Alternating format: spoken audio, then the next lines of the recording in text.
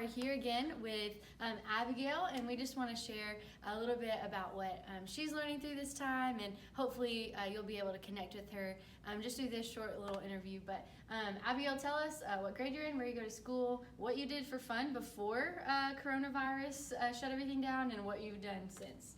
Okay, I'm a junior at Wilson Central, and before Corona, I don't really know. Just like hanging out with friends and like going places. And now that Corona's happened, can't really go places.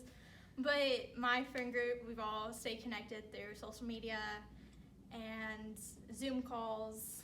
And I've also gotten to like spend a lot more time with my family. And yeah. The family part, like good or like less good? It's a little of both. Yeah. We definitely butt heads at times. Yeah. But definitely getting that bond. Absolutely. That's a joy and a hardship, I think, sometimes for all of us. Like, we're stuck in our houses a little bit more with the people we're around. But just from all of the changes that have happened in our community and our world these last couple weeks, what are some things that you're doing to try to still stay connected and just stay involved with people? Like, how are you still kind of staying sane through all of this? Definitely just social media has definitely helped. Like, the generation we're in with all the technology has definitely helped getting to talk to my friends through social media and just see what they're up to still. Yeah. Awesome. How have you seen God's goodness still through all of these things? Like, these are some trying things. You're a junior, so you still have another year of school, but there's still a lot of big decisions you're making right now and things that you're wanting to do, and that can kind of seem like a bummer from time to time. So what are some things that the Lord is just showing you through all of this? It's definitely helped me see His light in this darkness, especially being a junior, like college visits and different tests that help me get into college.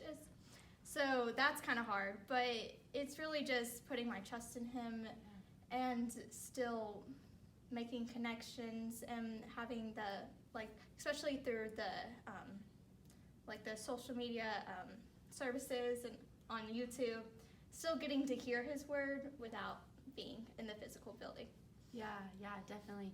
What would you say is something that He's been teaching you in this time? And it could be stuff in your own, quiet time, that sort of thing, or it could be things from Sundays or Wednesdays, listening to those messages. But what are some things that He's just teaching you through His word right now?